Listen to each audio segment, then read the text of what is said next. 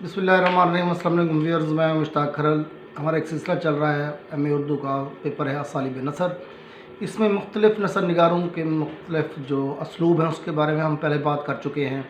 Students से एक दफ़ा फिर रिक्वेस्ट करूँगा कि जब आप असलूब का पेपर अटैम्प्ट करें तो किसी भी नसर निगार की हयाती या उसकी बाकी ज़िंदगी की जो तफसीलात हैं उसमें जाने की ज़रूरत नहीं है। आपने बराह रास्त आप उनके असलूब की तरफ आ जाना है। आज हम जो जिस नसर निगार की बात करने जा रहे हैं वो है मोहम्मद हुसैन आज़ाद साहब। उनकी नसर निगारी के हवाले से जो इम्पॉर्टेंट पॉइंट हैं वो मैं आपको बता दूं। इनकी जो मेन हेडिंग्स हैं जिनको सामने रख कर आप पैराग्राफ बना सकते हैं, तो आप उनका पूरा जो क्वेश्चन है आराम से आप अटैम्प्ट कर सकते हैं। उनकी नसर निगारी के अंदर सबसे अहम जो चीज़ें हैं वो है इंशा पर्दाजी, शायराना अंदाज, माजी और हाल का इम्तजाज, अंग्रेज़ी तराकीब, नसर निगारी और मुरक्का निगार। तो इसमें अगर इनफरादी तौर पर एक की बात करें तो सबसे पहले हम देखेंगे कि इंशा पर्दाजी। बहुत से स्टूडेंट्स इस हवाले से बात भी करते हैं कि इंशा पर्दाजी किसे कहते हैं। अमूमन लोग जब स्पीच करते हैं, जब तकरीर करते हैं, तो मौके पे जो मौजूद होते हैं सामीन उनको मुतासर करने की कोशिश करते हैं, जो अपने वो ख़यालात का इज़हार करते हैं मुख्तलिफ़ मौज़ूआत पर। जब इन्हीं ख़यालात का इज़हार रिटन सूरत में आ जाता है और लिखने वाला कोशिश करता है कि अपने कारी को मुतासर करे, तो वो इंशा पर्दाजी के ज़ुमरे में चली जाती है।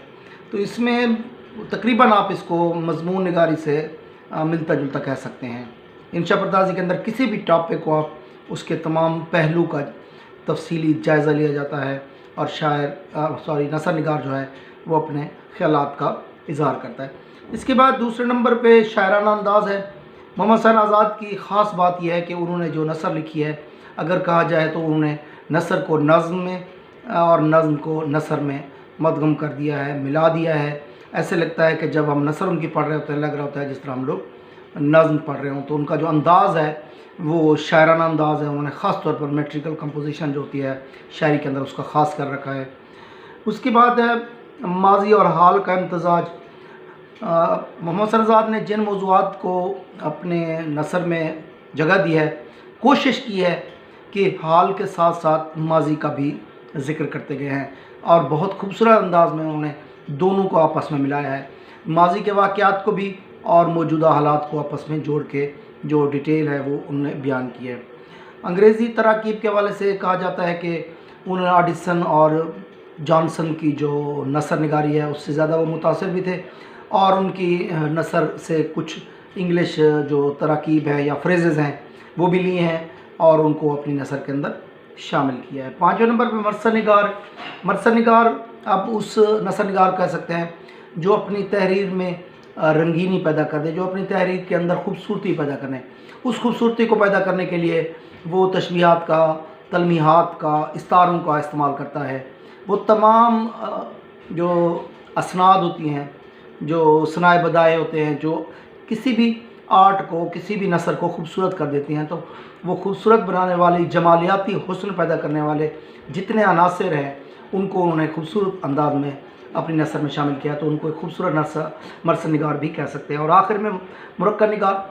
तो जिस तरह आप मिक्स वेजिटेबल का लफ्ज़ इस्तेमाल एक सुनते होंगे कि मिक्स वेजिटेबल होता है, इसी तरह अगर आप मुख्तलिफ़ किस्म के मौज़ूआत को सामने रख कर मुख्तलिफ़ टॉपिक्स को आप मिला दें, कभी किसी टॉपिक पे, कभी किसी टॉपिक पे, कभी किसी टॉपिक पे, जब उन टॉपिक्स को आपस में इकट्ठा करके किसी किताब की सूरत में आप शामिल करते हैं उसको मुरक्का कहते हैं। आपकी जो इंटर के स्टूडेंट्स किताब पढ़ते हैं वो मुरक्का उर्दू है, इसलिए कि उसके अंदर बहुत से जो नसर निगार हैं उनकी जो तहरीरें हैं उनको शामिल किया गया है और वो एक किताब जो है वो मुरक्का की सूरत है। तो यहाँ पर जो मोहम्मद हुसैन आज़ाद के मज़ामीन हैं उनमें मुख्तलिफ़पन पाया जाता है, मुख्तलिफ़ टॉपिक्स हैं, उन टॉपिक्स को उन्होंने सबको मिला के एक किताब की सूरत में इकट्ठा किया है, तो इसको हम खूबसूरत एक मुरक्का निगार भी कह सकते हैं। अगर आपको वीडियो अच्छी लगे आप ज़रूर इसको लाइक करें, शेयर करें और चैनल को सब्सक्राइब करें। अगर बाकी आप चाहते हैं कि MA उर्दू की जो वीडियोज़ हैं आप उनको पढ़ना चाहें तो देखना चाहें तो आप हमारी MA उर्दू की प्लेलिस्ट पे जा सकते हैं। अपना दोस्तों का बहुत ख्याल रखिए।